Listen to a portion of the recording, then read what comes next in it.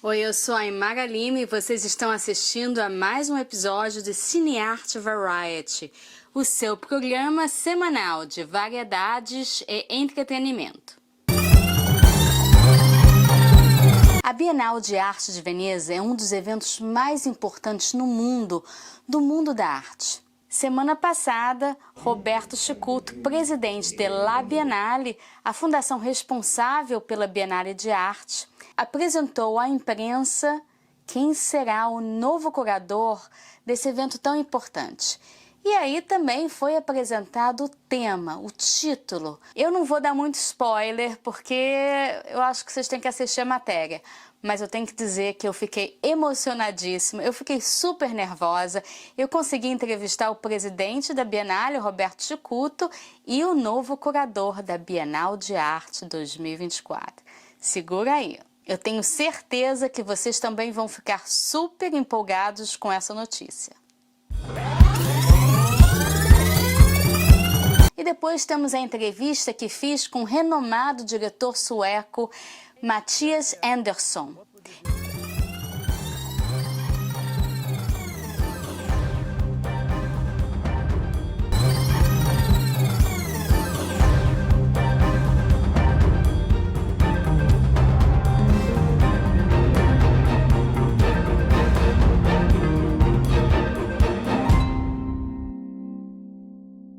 Oi, eu tô aqui na Sala delle Colonne, aqui na Biennale de Veneza.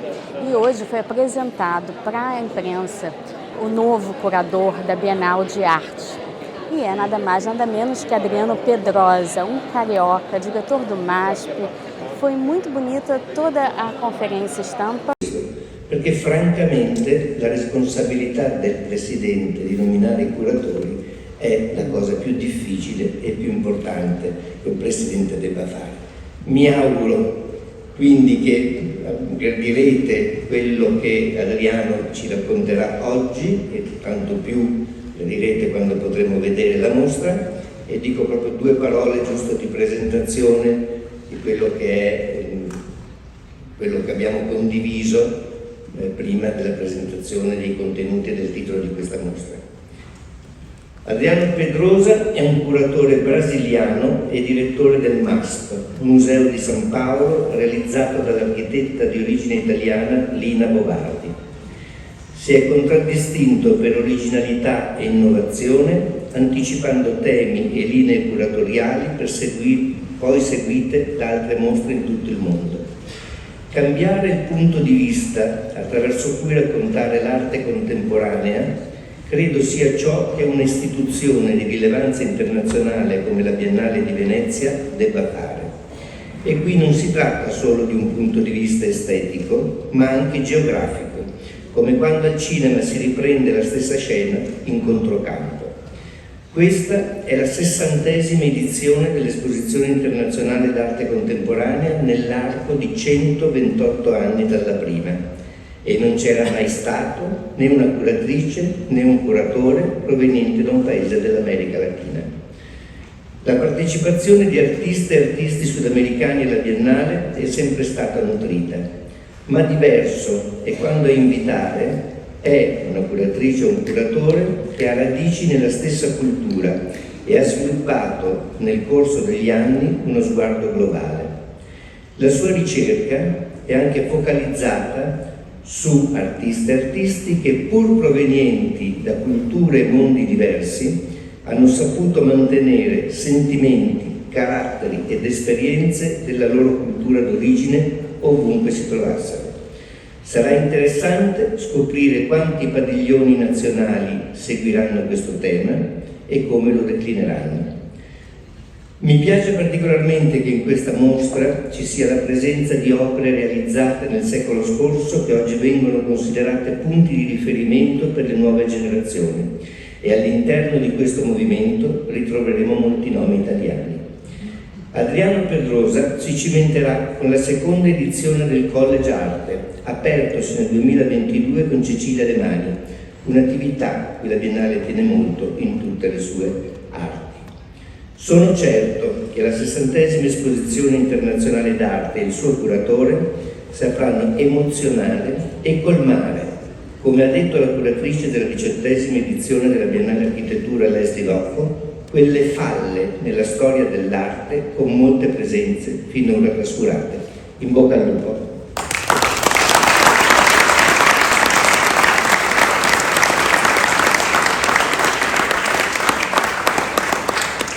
Buongiorno, bom dia, good morning.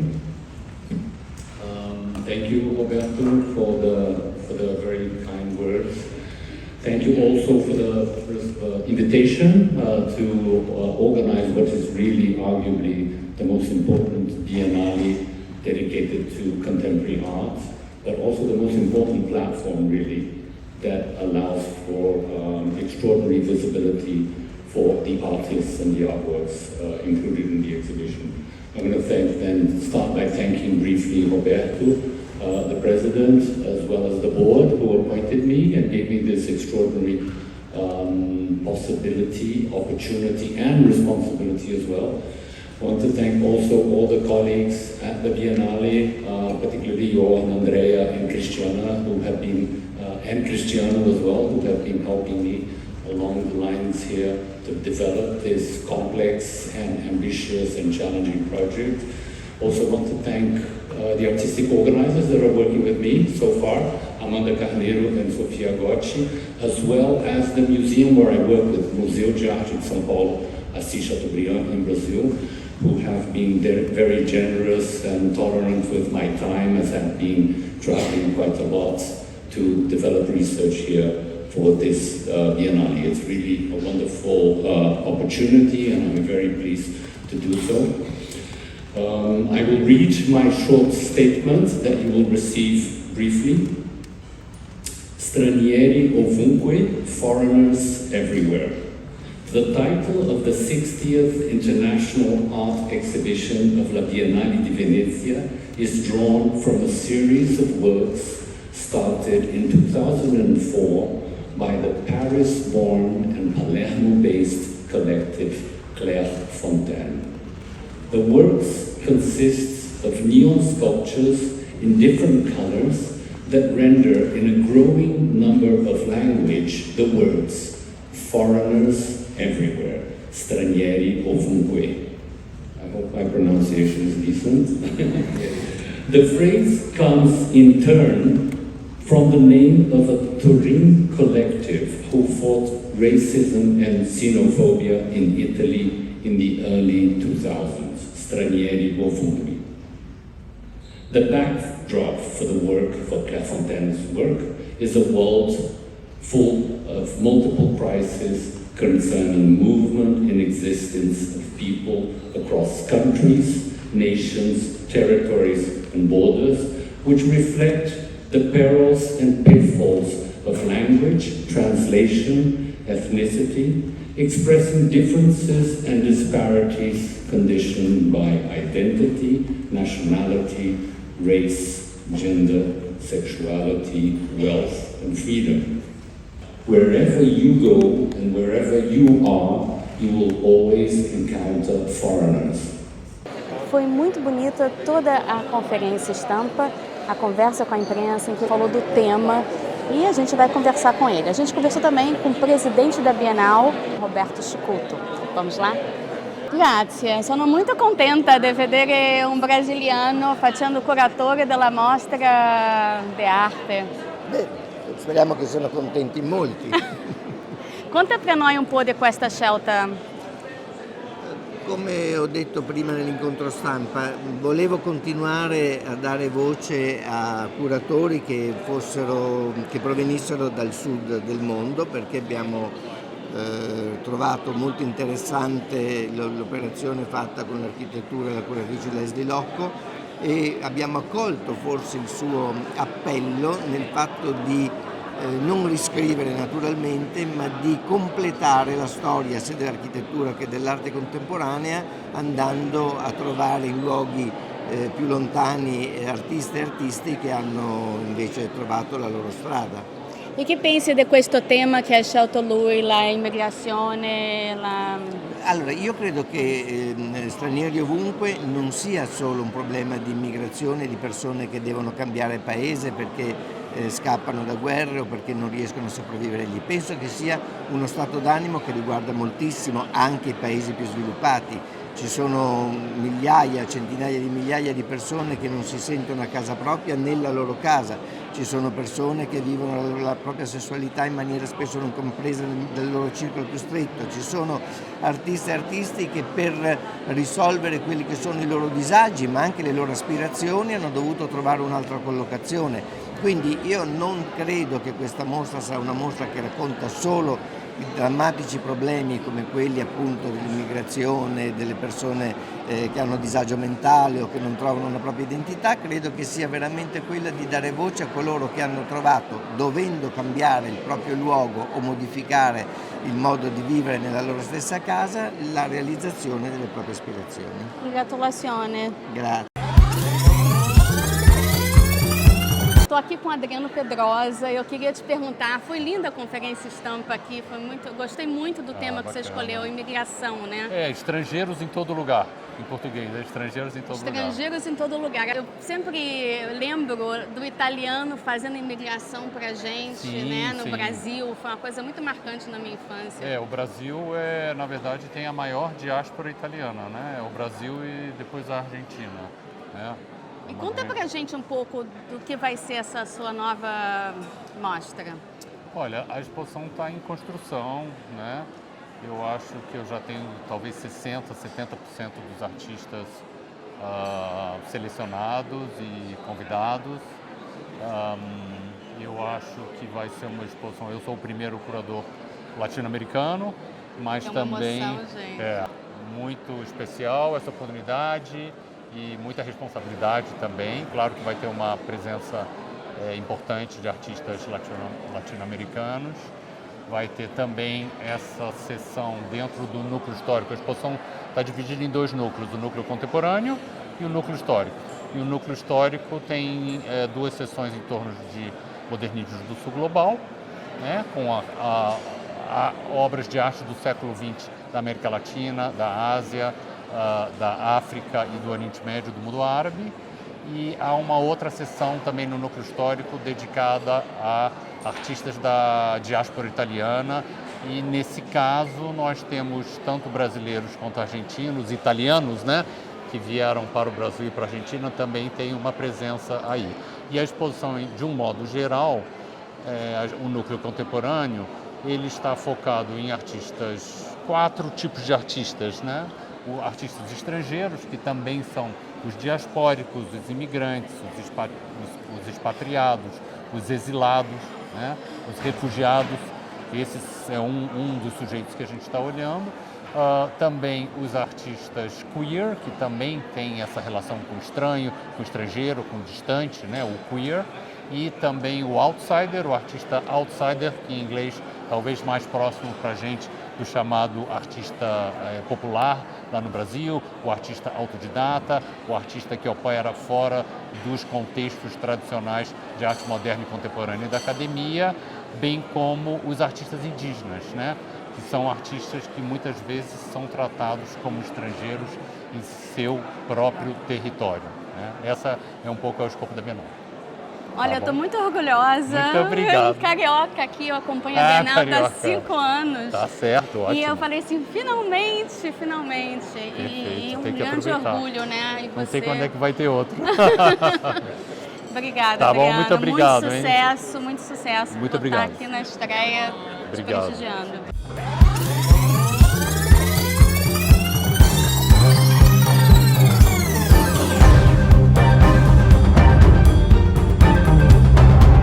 Mattias Andersson. Ele esteve aqui em Veneza para apresentar o seu espetáculo teatral muito premiado na Suécia. Esse espetáculo é muito especial, me fez chorar, me emocionou. Ele é baseado num estudo sobre o que você faria se você tivesse uma segunda chance. O que você mudaria na sua vida? E essa é a pergunta que eu te faço.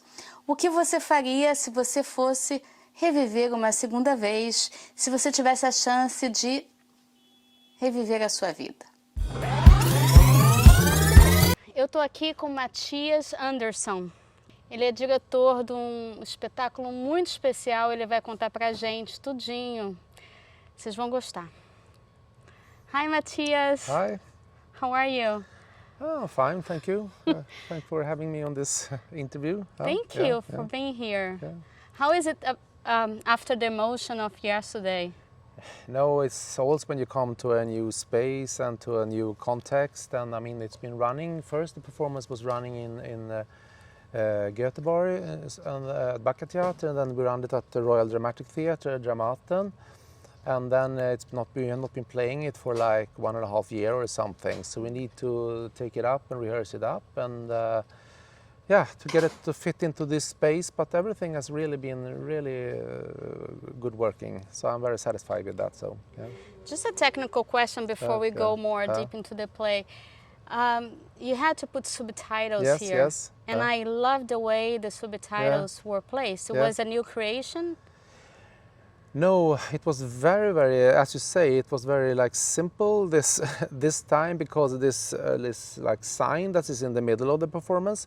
We wanted from the beginning to have this clear, like a white sheet or something, the first page of the life that the actors are standing around it, so very like just empty space. But we wanted also that we wanted this like sign in the middle, that the audience was both sides reflecting each other, a parallel audience looking at each other. So therefore we had from the beginning this LED screen in the middle, and it was we had this like the names of the people who were interviewed. So therefore it was very easy to put up this in this case both Italian and English. It did help a lot to read and watch the play at the same time. It was really, I loved it, because I said finally, it was right in the middle, and then one side they had English, the other side they had Italian, and it was like, oh God, I could we could understand and read and watch the play. Yeah, great. I love the setup, the way it comes. Yeah. So what would you do if you had a second chance? What's the right phrase? Yeah.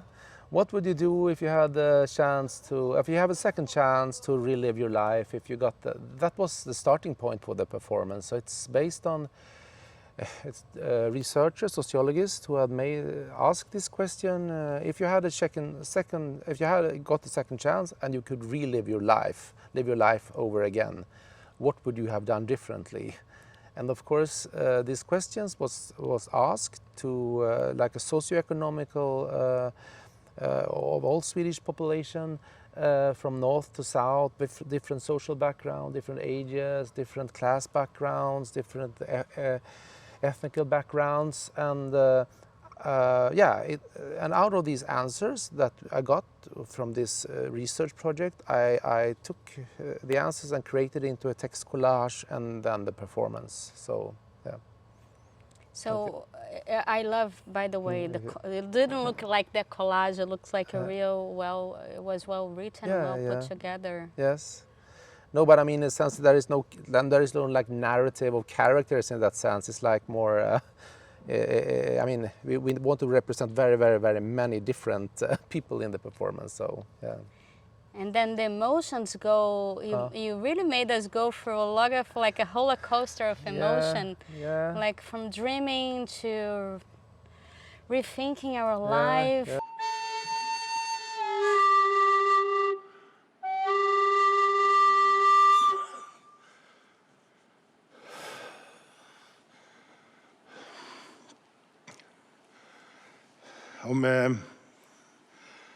Om jag hade fått leva om mitt liv så skulle jag velat lära mig ett instrument som barn. Och så hade jag tränat så att jag blev riktigt, riktigt bra. Så att jag sen kunde ha försökt mig som professionell musiker. Musik är det absolut viktigaste i mitt liv. Jag älskar musik. Och jag lyssnar på det från morgon till kväll. Det kan vara klassiskt, hårdrock, pop, synt, country. Jag gillar verkligen allt. Så om jag hade... Alltså min högsta dröm, det är att lära mig ett instrument, komponera och få spela min egen musik inför publik. I even cried and... Thank you. No, thank you for crying, but thank you for saying this. No, but I think I wanted to, because the answers I got from the documentary project was it was on so many different layers that some people answers get scared of the questions, of course, and say, oh, I don't want to change anything. I know what I have, but I don't want to get anything else. They get, this could be the answer, or others say, like, I want exactly the same kind of life if I could relive it. Others could like say very small, banal things. That's like, maybe I should have learned German instead of French in school, very like small things. And maybe I would have lived in this city instead of that city. I remember there was a nice one that the kids, like the mother wanted to live in one place, the father on the other place, and the kid like, where would I live? Yeah, and to have this kind. And then of course it goes over to more family-related things. Maybe I should have like not chosen to divorce from that person earlier, or maybe I shouldn't have stayed there, or maybe I should have lived with that person instead. And then it becomes, as you say, more emotional in a personal way, over to answers that are more related to people who have done really, so to say, unforgivable things. There are interviews will also be heavy criminals that really say, if I should really have not done this thing, that was the door that opened to darkness, so to say.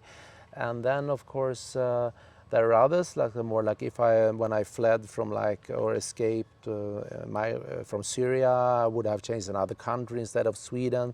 So of course it's all of the big questions, the big dramatic things that people really think that should have lived a totally other life, or people who are like, well, maybe I should have changed this. So I wanted really, as you say, to have a roller coaster in that sense, that have many different qualities in the answer, not to only put on very dramatic things all the time. So it's, yeah. How did you make those people confess those very heavy things? Because there are some there. Yeah. No, as I said, the interviews I don't do. I write the script, but I have a method that I really have researchers or sociologists that are doing the interviews, that are professionals there, maybe like a journalist or something, that are doing these kind of interviews. So I never meet these people. Oh, okay. They meet them, and then I get like transcriptions from the interviews. They tape the interviews, and I got this like a transcripted text into my computer. So nobody sees them, nobody knows who they are? No. That I think that's an important thing also, that people could be really anonymous. And therefore I just get it as text, and then I start to like work with this as an author or like a playwright. You pick up a line someone had said, and some answers and some theme from something, and maybe you drag it a little longer in the rhetorical sense and the composition, and sometimes you just let a story take very long time. But I think the people who are interviewed really have the feeling of, as you say, they need to be trusted that we deal with their material, their stories, and with dignity and with, of course, very sensitive. And some of them probably want to put out, right? Because they have been holding back that emotions. I see the one with the best friend was very very strong. The John and the many Johns. And I said, oh my God. It was very very powerful. I don't want to make spoilers. Okay. But whoever needs to have the opportunity to watch the play, I super recommend. Okay. One thing, did you intend, because you did a documentary about it, right? It went on TV in Sweden. No, it was like more or less the performance that was recorded. Oh, okay. But so you never went on TV with that material? Yeah, it went. Okay. But it was like a documentation of the actual performance. Oh, okay. So it was made like a TV version of it. So. Okay. Because I was wondering if you did the documentary with the interviews first. No. It was like a performance. So yeah, if you want like clips from that, then you can have it also. So of course. Thank you. Thank you.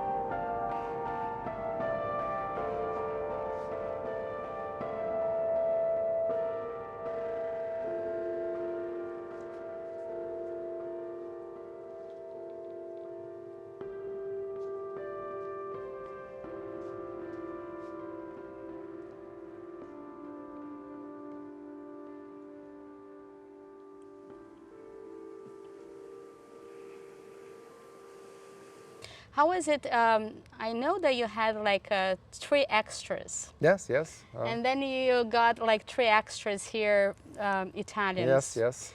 And I saw that one of them, she spoke in the middle. Was she intend to speak, or did you do that that thing? You mean the one in wheelchair when she spoke? No, there is a text that that was actually a true. We had a person sitting in a wheelchair in the original production. I wanted to have, because it was, I really know that I wanted really old people present on stage, but I didn't want to have really old actors in it. So we had in Sweden 3 extras, really old people, and I took their personal stories, and there happened to be one sitting in a wheelchair speaking about that she always dreamt to be a part, playing theater since she was young, and her mother thought it was a stupid question, and then she had this accident that happened, and now 60 years later she's standing on a theater stage anyhow. So I wanted this story, but now as we didn't, they were really old Swedish people, so we couldn't like bring them here. And I thought it could be nice to just, and we commissioned from the Biennale 3 really old Italian people, and they the ones we got. It was a nice touch. Yeah, we really got good ones there, and so but we need to they had only 2 days of rehearsals. So we need to be very like, you should go from that point to that point, and the actors are very like know how to give them some signs what to do. So yeah. What would you do if you had a second chance? What I would do? Yeah. Oh my God.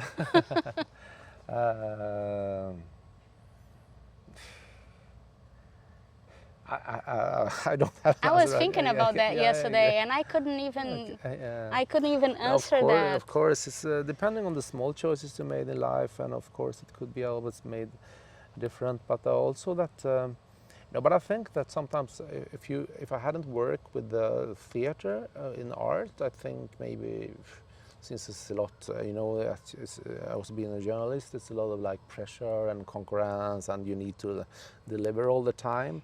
And sometimes you get very like self-occupied when you work with your own art all the time. So maybe I could sometimes imagine if you like work for other people outside yourself, like a social worker, or maybe like working with youngsters, teenagers. Maybe you are like working for someone else. You let go from yourself to others. So maybe that could be another way of. Did you always work as a theater director? Yeah, no, I was actually an actor from the beginning. Oh, wow. But then I started to write plays when I was like 23, 22, 24, and then I started to direct them, and since then I've been only directing and writing plays. You miss acting? No, not at all. I think it's too much pressure. It is a lot. By the way, the actors are very good. Oh, thank you. Yeah, they are good. They are a combination of. I'm also artistic intendant, director for Dramaten, Royal Dramatic Theatre in Stockholm, the National Theatre. So half of the actors are from Dramaten, which are the Royal Dramatic Theatre, the National Theatre of Sweden. Half of the actors are from Backa Teater, it's a company in Göteborg, and I think the combination there are very strong. Yes, so I really worked a lot with these people, and also together to make creating the material together in the space. So. Did you talk a lot with the actors about what would they do if they had a second chance? Yeah, I started to interview them all also. So I think some of the stories maybe are also in. I took some things into the performance. So yeah. Thank you. Yeah. Thank you very much. Could you tell the name of the play in Swedish for us? Vi som fick leva om våra liv. We who got to relive our lives. Yeah. Okay. Yeah. Gente, olha, o espetáculo é realmente um espetáculo, é emocionante, e eu vou mostrar as partes para vocês e vocês vão ver. Hur skulle du reagera om en vacker dag eller natt en demon stod framför dig i din ensammaste ensamhet och sa till dig: detta liv, sådant du nu lever och har levt det, kommer du att få leva en gång till och otaliga gånger till. Om allt kunde blivit på ett helt annat sätt. Om allt kunde bli på ett helt annat sätt. Tårarna försvinner efter vi har gråtit. För de döda är törstiga. Så hennes själ är här. på teater. Förutom det så var allt blankt. Vitt. Ingenting.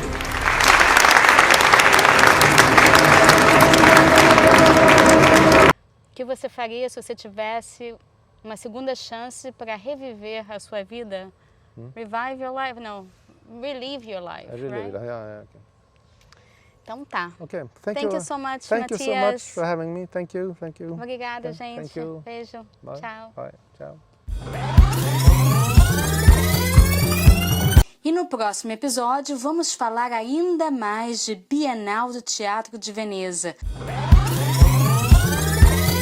Gostaram? Nós também. Então vocês já sabem, próxima semana, CINE ARTE VARIETY, comigo, Aymara Limma, aqui no VRT Channel.